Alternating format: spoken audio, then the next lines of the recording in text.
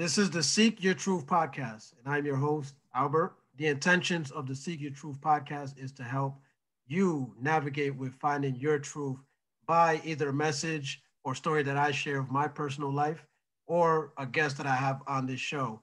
It is intended for you to seek your own personal truth, find that journey within yourself, and to hopefully share with the world and amongst the collective to make it a better place. Today, I have the honor in interviewing a good friend of mine. Just met him at a ceremony that we participated in together. This is Logan. He is a registered nurse. Now he has become a burnout reduction specialist for nurses and for doctors, as well as many other medical professionals, helping them from preventing a burnout mentally, physically, emotionally in the workspace. None other, Logan. What's going on, my man? What is up, Albert? What's up, guys? Thank you so much for having me. Thank you for joining. As I mentioned, at the intro, I just got to meet Logan. We participated in the ceremonies together, and wanted to get him on here because he has an amazing, amazing story on his personal journey and something that he's going to be sharing with the world. So I'm very excited to have you here, man, so you can share your truths, brother. Yeah, thanks for having me. Do you want to tell everyone how we met? Yeah, so we met at the at La Ceiba Ayahuasca Center. So we participated in some plant medicine, some good old healing, with the bros. First time we met there, and in these ceremonies, it's the mask is off. Like we're meeting each other at a very deep, deep, deep personal level, getting very, very vulnerable. We're all there to heal ourselves, to seek some kind of healing. So, ironic enough, me and Logan were actually bunk buddies. We had our beds next to each other. So, we had a few interesting conversations, I'd say, when we weren't on the actual medicine, but during, the ceremonies, we were just lost in space, definitely shared some very good moments, man. And since being in that ceremony, man, I just knew, something special about Logan. I really felt very good to know that you was there next to me. I remember the first night, we had to drink. For those who don't know, like at this ceremony, the first day we have to drink some hot tobacco water, which is meant to cleanse out the body so you can connect more with the medicine. And prior to that, also did some combo like the day before. So I had the opportunity of if I wanted to, I can do the tobacco water or not. But I had other people, Logan, as well as many others, who also did the combo and did the tobacco water. So I was like, you know what? I can do tobacco water, man. Even though that's like the part of the ceremony that I was looking forward to, I did it. The tobacco water took me out. And the first moments I believe that we really connected, man, you looked out for me, man. I was there, in a very, very tough position. I was pretty much powerless. And remember, you got me water, you got me food. Um, but appreciate you, my man. From that day forward, I was like, man, this is a good man right here. So Yeah, and I told you during that time that you were in agony, you would have done the same for me. So absolutely, absolutely. But yeah, man. So I appreciate that. And so to start things off, obviously, if you just want to give us a bit about your background, your a bit about just your upbringings, up to the point where you went into becoming a registered nurse. yeah. So I grew up in California, a little corn town called Brentwood, and I basically didn't know what I wanted to do with my life. And on my dad's side, the whole family, there's like three nurses in the family. And my mom one day was just like, well, I was trying to fill out my college applications and identify what I wanted to do for the rest of my life, according to our society. Um, she was like, you'd be a really good nurse. And I kind of laughed at her because at the time it was still not really heard of that there's a lot of men in the profession. And funny enough, my cousin was actually just going through nursing school. She said, give him a call. he tells me this incredible story about this patient that he helped. He was a stroke victim. He had just done a bunch of drugs which caused his stroke, and a lot of the nurses had written him off as just a patient that like is helpless, hopeless, doesn't care about his life, so we're not going to help him. And so he was a nursing student at the time, and he told me the story about how he spent several hours cleaning this man up, changing his diaper, and he noticed that there was this hardened saliva on the inside of his mouth because the guy couldn't swallow properly. And so he spent a couple hours cleaning this guy up, and he just told me the look in his eyes was just saying thank you after he did this. The guy couldn't speak, but in his eyes it just said thank you. And he told me that story among a couple others, but right when he told me that story, it was just like, this is what I need to do. I want to help other people, and I want to help them when they're most vulnerable and the worst time in their life. And so I went to college, played water polo, but the whole time I was in college, it was just head to the grindstone to get into nursing school. Then I got into nursing school, graduated around 2017, and then I worked in a intensive care unit for 2 years.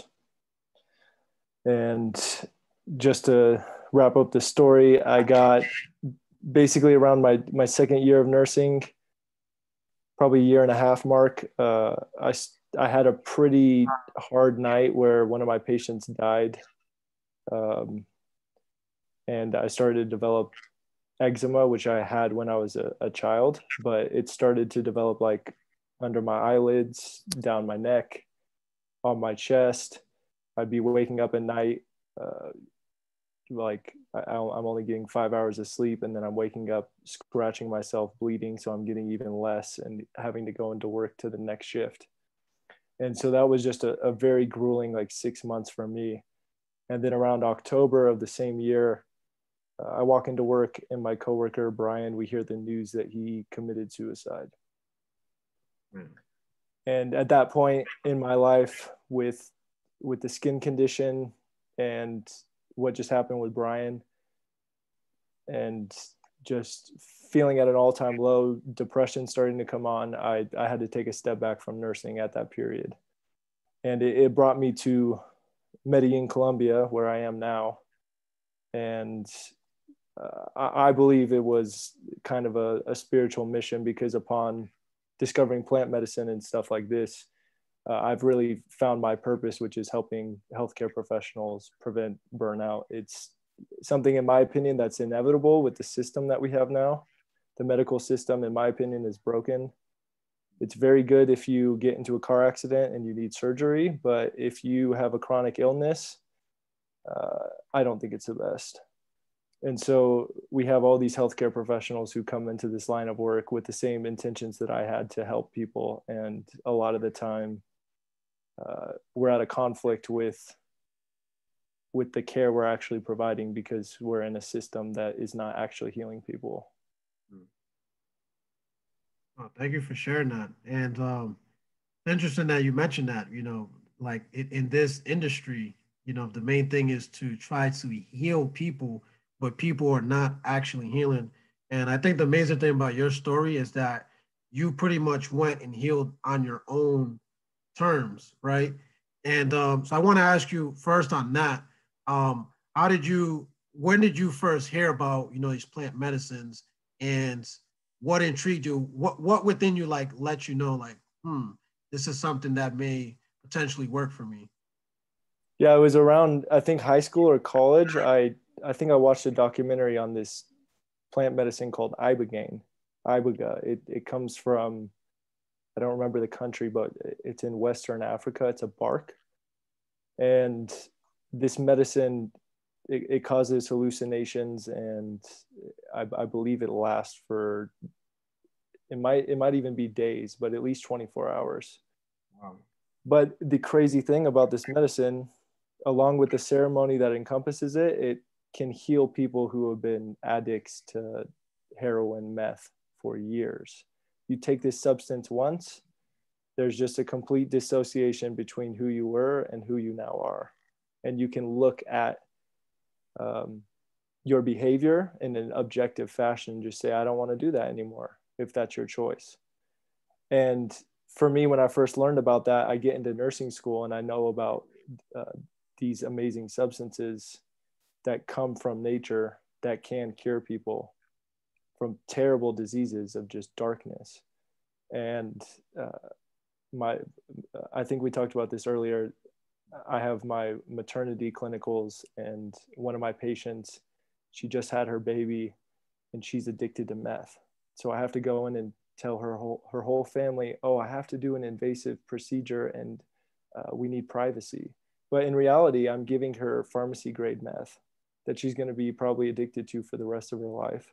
And she just brought in a newborn into this world. So that newborn is going to be breastfeeding, already probably has meth in its system. And for me, that was like one of the first signs that the medical system is not in the best interest for the people we need to care for.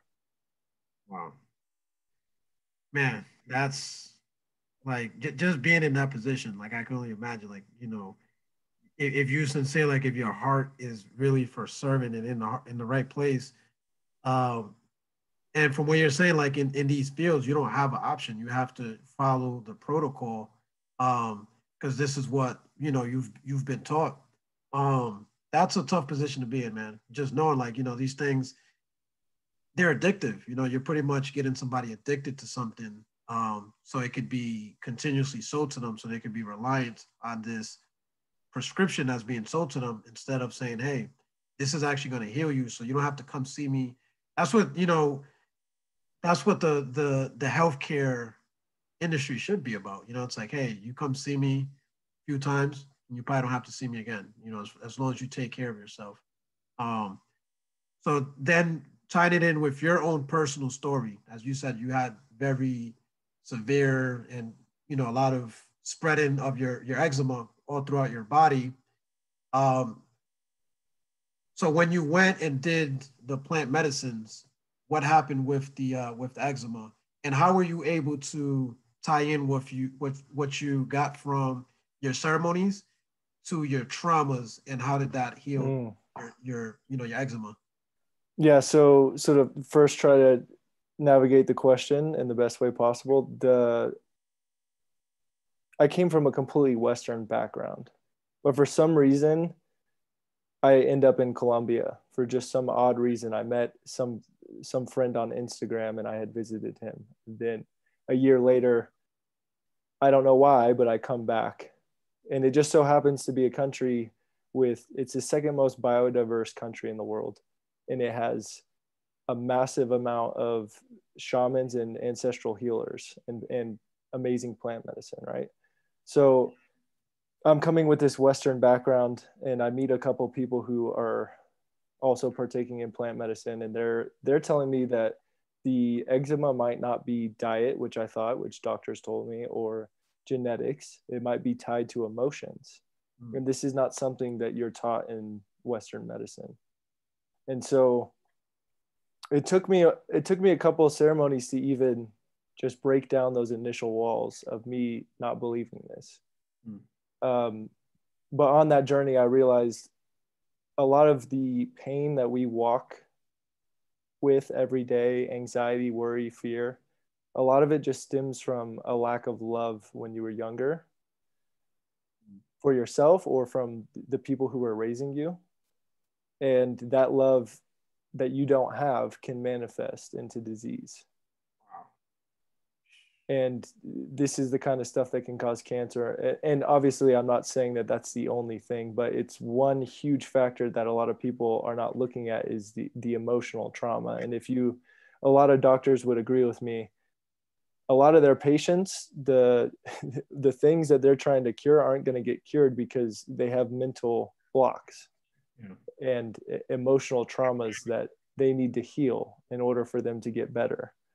Yeah, I mean, even just obesity and compulsive eating or anything like that can be, in my opinion, a disease of the mind as well, and a lack of care for yourself. But that stems from something, and a lot of times, in order to identify that, you have to go to the deepest roots of hell to identify where that problem came from. And for me, it was, I had a pretty broken family environment, a parent that was an alcoholic. And when I was a kid, I realized after doing all this plant medicine, I probably wasn't given as much attention as I craved and needed at that time, because the other person in my household who was trying to raise me properly was afraid and trying to fend for their own life. So that little thing in my childhood ended up manifesting later on top of the other things that are going on in my life, into disease. Wow. That, gosh, what you just said there is just amazing, man. It's to think that, like what like, let's say if you go to a doctor's and, it's easy to say, like, if you break your knee or something, they're always looking at things from a physical level. Or if what you just mentioned in your story is that something that manifested itself onto your outer body really came from something within, emotionally, from traumas that's been getting passed down, from your, as you said, like the lack of love that you felt you weren't getting as a child. That's why I'm so like big on like epigenetics. And I feel like really like during these times, we're blessed to be where we are now. I sincerely feel like, we this generation, we're more resourceful when it comes to, healthier outlets, for these, healthier coping mechanisms for when it comes to traumas, where it's like the generation before us, as you said, like your father, he went, to alcohol and other things. But in reality, he felt the same thing you did. He probably did not feel like he received the love he wanted as a child. Now he becomes a father into his world. He has you, his thing is alcoholism. You now get the eczema, but you find the plant medicine. It, it navigates you through trauma, you heal it, and now it's no longer a thing going forward. That is incredible, bro. That's really amazing. Yeah, and to stem off of what you said with epigenetics is, we know that ancestral trauma can stem down all the way through a family tree. And so it's our responsibility not to become victims of this trauma, but to heal ourselves so that our own children do not have to become victims and they can live in a world of love. And if we were all do that, we'd be living in a much better place. Yes, absolutely. Absolutely, man. Huh. That's some good stuff right there, man. So okay, so now you go through your own personal, go through your personal path, and you sit through the ceremonies. Um, what inspired you then, or did where you're at now with the burnout? Um, did that vision come to you, that inspiration come to you after you sat, with the medicine and during the ceremonies? Did that vision come to you after you seen what it did for your own personal life? Yeah, it actually came to me during an integration process where I had the idea. I was trying to figure out what I wanted to do with my life, and then just this beautiful idea pops into my head, and I tell one person, and they're like, "Dude, you have to do that. Like that's God's work." Not to say that I'm doing God's work, but it's to me, it's a huge purpose to try and help our healers, our healthcare heroes who are putting their own emotional needs on the line just to help other people. Mm. No, and I sincerely, like, I'll go on to say on record, man, that's definitely, I feel like it's definitely God's work, and in a humble way, it's God's work because I feel like your intentions are pure, and I feel like we all come here with a purpose, a mission, a soul mission that's beyond us. It's beyond. Mm. It's not for anything egotistical. It's not for none of the material nonsense and the things that keep us distracted. But it's really for how can we leave humanity better than how we found it. I said every person intends to come here like, okay, I need to come help some way. So I know I can help humanity in this way, but then it's like we get here and we get distracted with so many different things, friends and relationships and this. that and job and money, and we stay distracted from our truth. This why, the name of the podcast, Seek Your Truth. It's for that reason. Seek the truth and then let's spread it. And I feel like you've sincerely found your truth, bro. And it's definitely, God is communicated through you on this mission because, like you said, you're helping the helpers. You're healing the healers who are going to heal more people, and humanity now becomes more healed. It becomes a better place because the old, outdated way of the medical field, it hasn't worked, man. It's not, So I definitely, you always got my support, but obviously, it's not on me to tell that to you. As long as you keep that vision, clear and vivid, man, I feel like you're definitely going to impact many, many lives, man, for sure. Yeah, appreciate it. And just one of the big things I've seen with, I mean, since I moved here to Colombia, there's a huge expat community here, but I mean, I've met the most incredible, loving people who are also doing amazing, purposeful work in their life, like CEOs who are donating 15% of the company's income to saving the rainforest. And just, I could give you a list, but a lot of these people have partaken in plant medicine. They have healed themselves. And when you look in their eyes, you can see so much more than just eyes.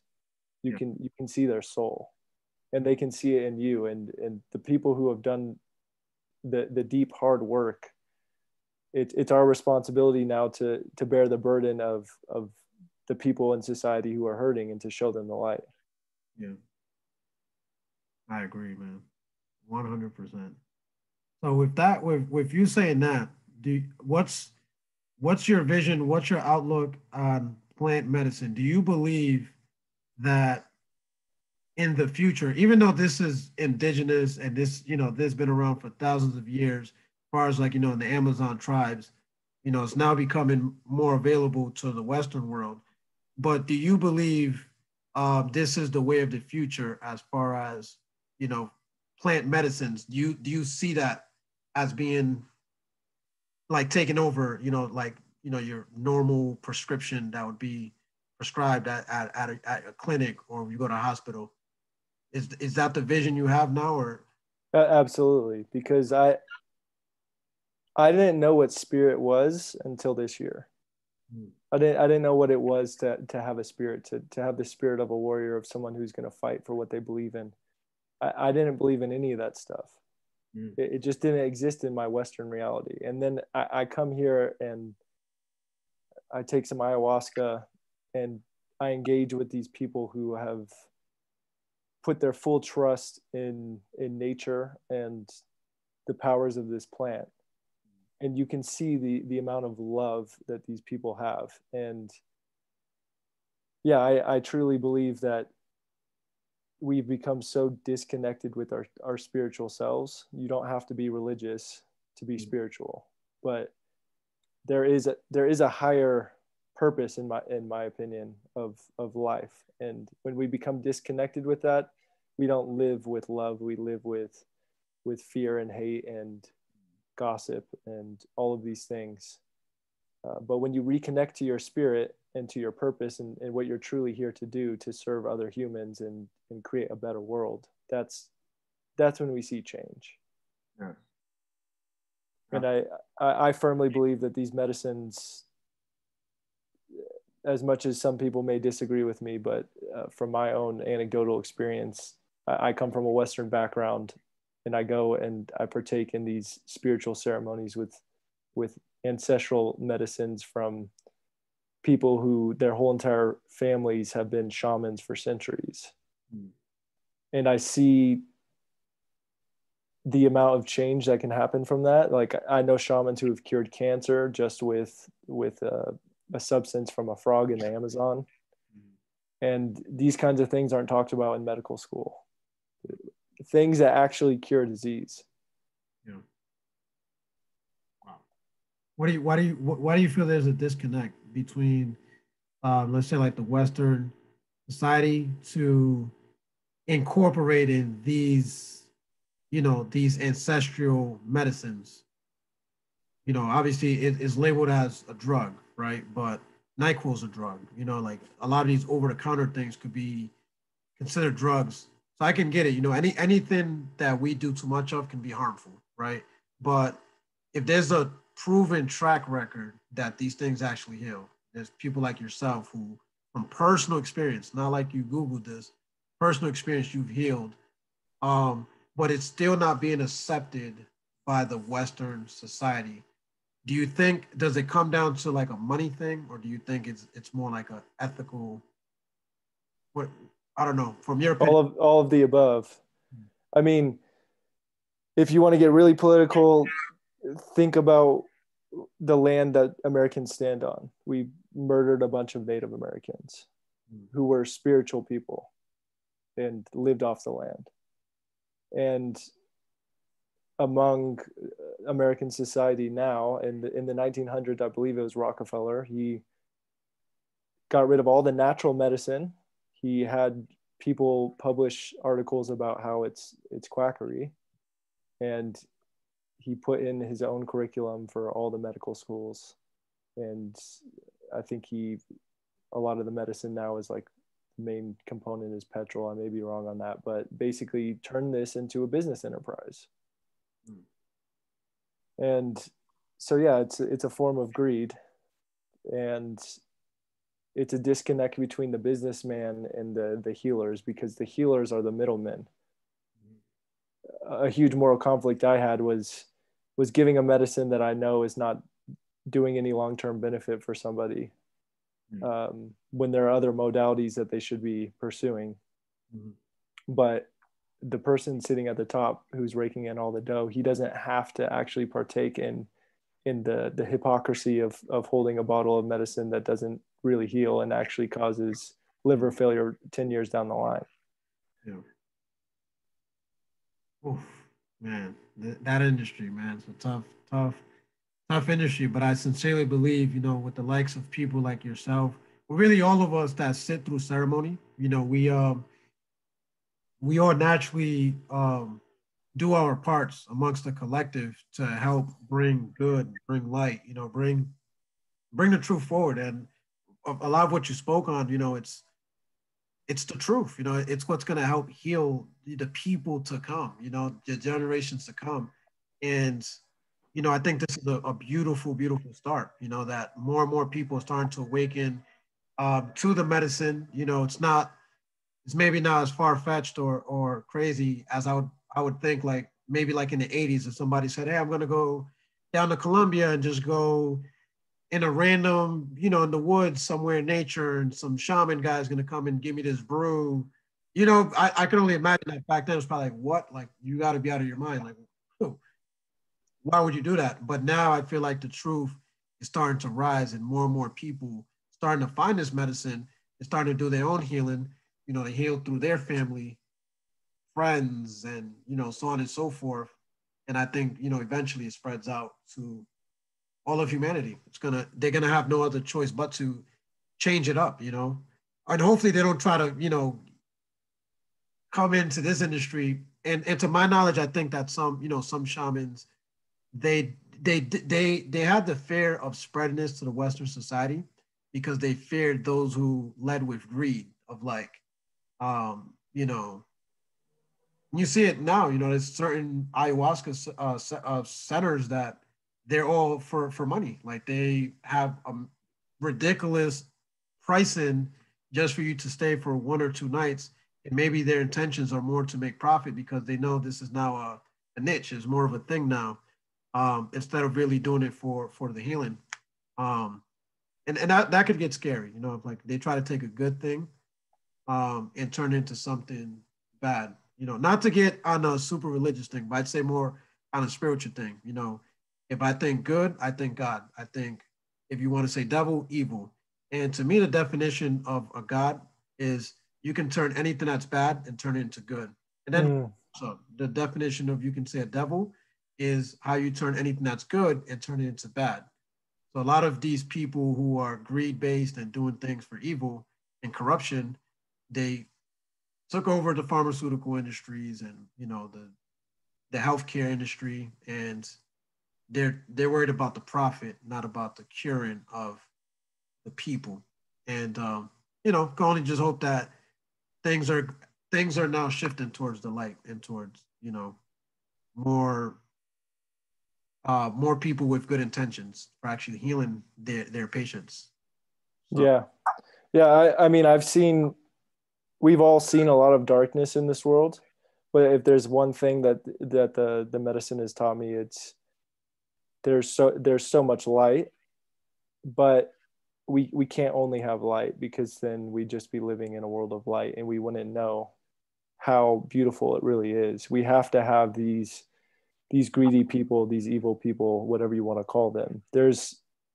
And for anyone who's listening to this, if you are interested in partaking in plant medicine ceremonies, reach out to us, because you do not want to go to a place that's not vetted, because there are still greedy people. There's still nurses that not that I know particularly, but who have killed patients. There's doctors who have done it.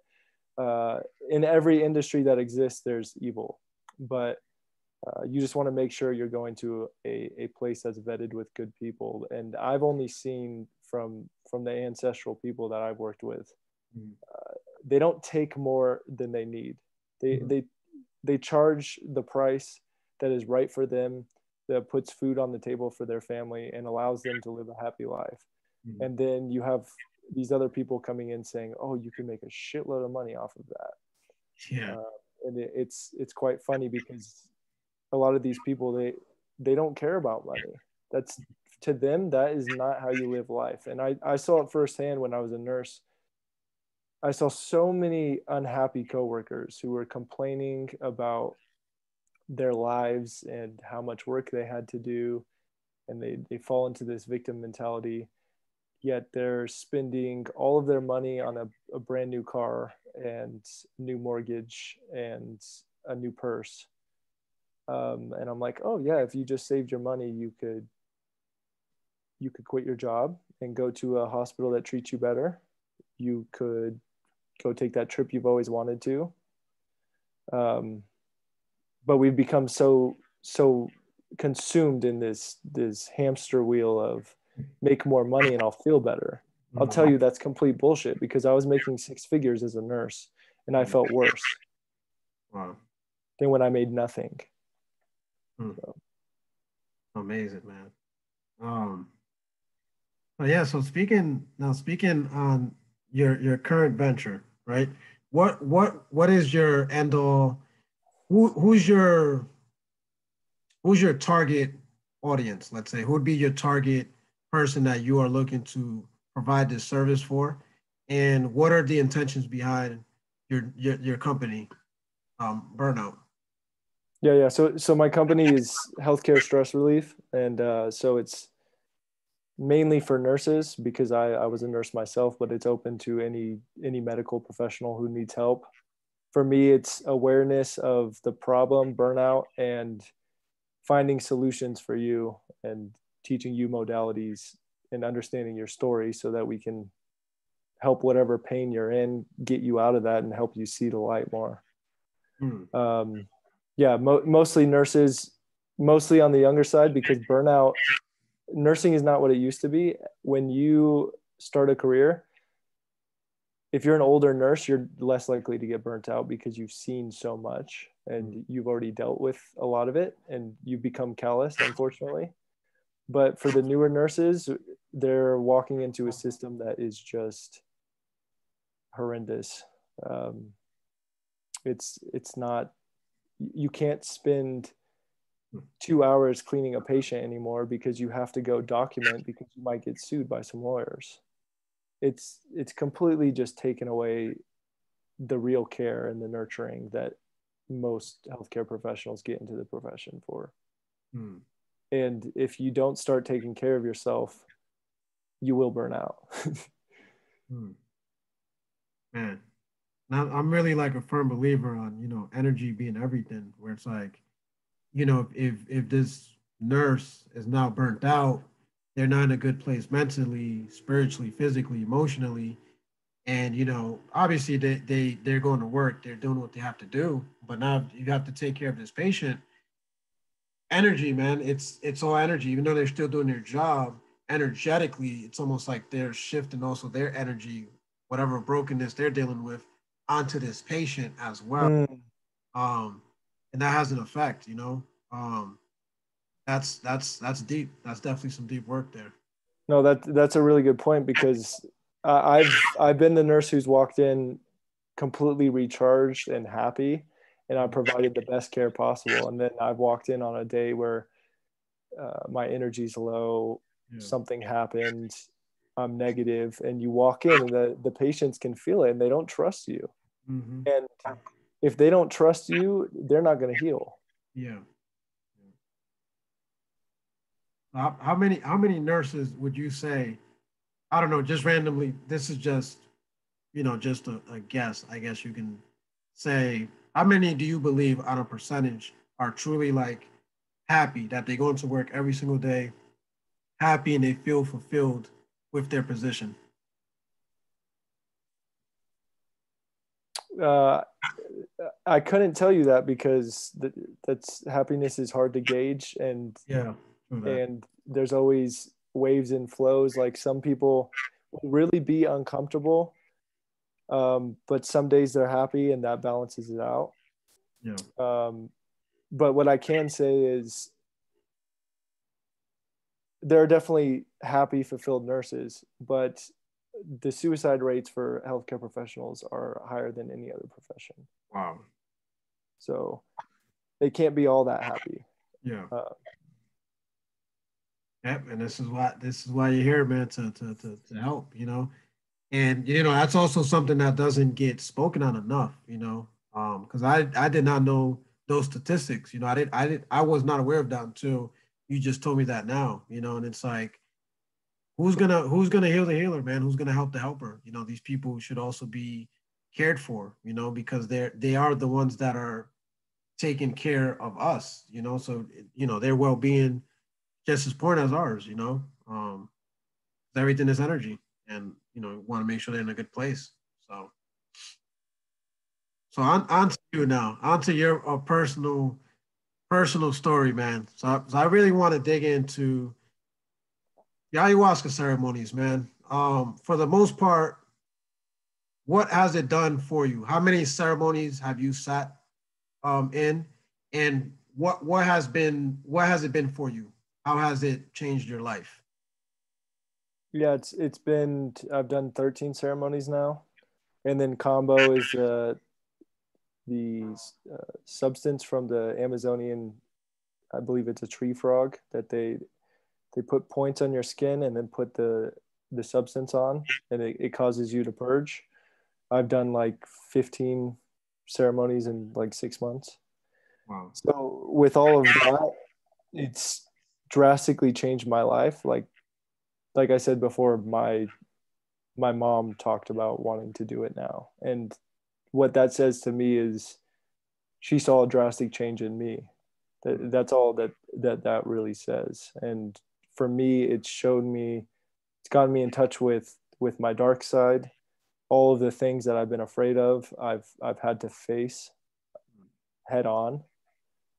It's taught me that I'm not going to be here forever. That every breath I take, there needs to be purpose in it. And what I'm doing needs to be more than just for me. It needs to be for other people. And the only thing that can defeat all the evil in this world is love. Yes. That's just a small little sentence that I was taught by this stuff. I mean, you could write a book, several books on just one experience. Yeah, right. Yeah. Yeah. Every ceremony is a book, to sit down through 13 of them and then 15 with the combo. Wow. Yeah, that's life-changing stuff, man. I definitely give thanks that I was able to sit with you, one in one ceremony, one for the combo and then one for the ayahuasca. I found it pretty funny, it was my second time doing combo.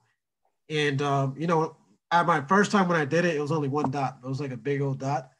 So when I'm just there, I'm asking you guys, I'm like, yeah, so how many dots you guys are gonna do? I'm thinking it's gonna be like, 3 at the very most. I'm like, all right, these guys are pretty hardcore, maybe like 3 or 4.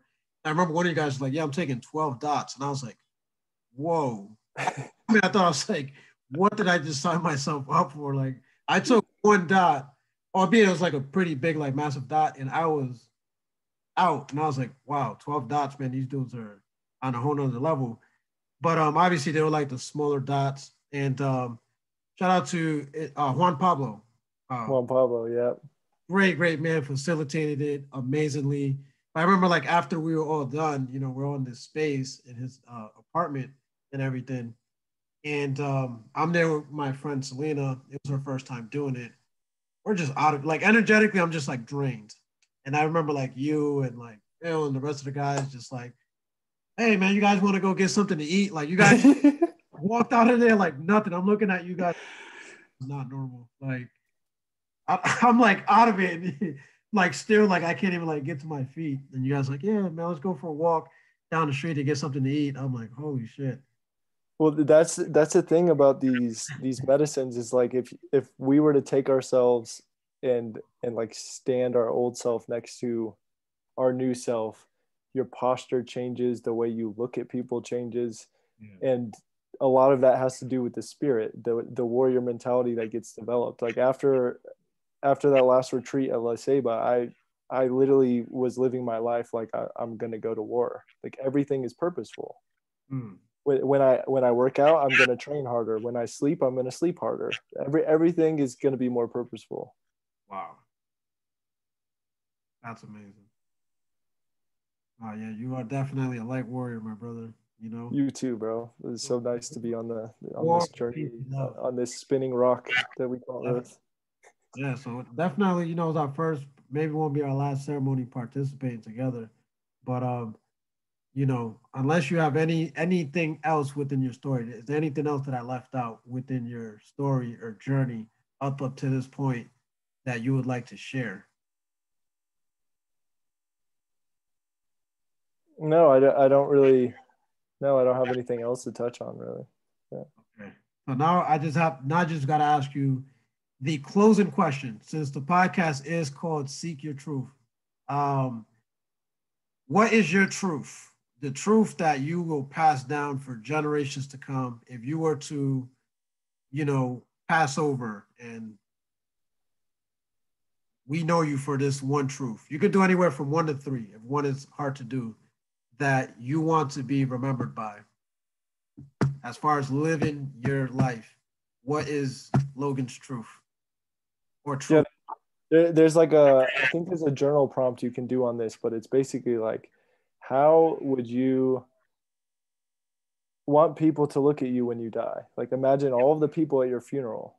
So how are you going to live your life to have the most amazing, beautiful people at your funeral celebrating the life you lived and talking about how many people you helped and how many people you touched and inspired? That's my truth. Well, what is it exactly? What would you say? What would you say is that truth? So if I go up, so if I'm one of those people, right, and I'm going up there to your funeral and I go and speak, and I'll say, you know what, Logan always told me dot dot dot. Like what's that one? If you could put it into like a phrase or a sentence or a few things that you want to that you live by, that you feel like can be applied, that every human can kind of apply to yeah, it's so basic, but just love more. Every time you come out of these ceremonies, all you see is pure love, because you just went through the most dark journey, and on the other side of that is pure love, and that is the highest form of being that you can encompass. That is truly enlightenment, to just love everything and everyone. Yes, amen to that, brother. That right there, with that being said, spread some love out there, man. Once and for all. Well, not even once and for all. Hopefully you've been spreading it. Well, true love, man. True unconditional love, because love can be conditional in this world, but spread more love, let people know you love them, as Logan said. That being said, man, I truly Thank you for being on here, sharing your story, your journey. It's impactful. You know, when I contacted Logan for this, I honestly did not even know a lot of a lot of this journey. You know, a lot of we was literally just gonna speak more like on the ayahuasca stuff and things like that. But I think your story is incredible, man, and I thank you for trusting me. You know, with sharing this story on this platform. And yeah, man, continue to share your light, man, and to spread your truth, man, and spread that love throughout the world. Yeah, thanks for opening up such a awesome space for perspective and to people to just share what they believe in. I appreciate you. All righty, man. Appreciate you too, my brother. So until the next time, peace and love, man. Ciao.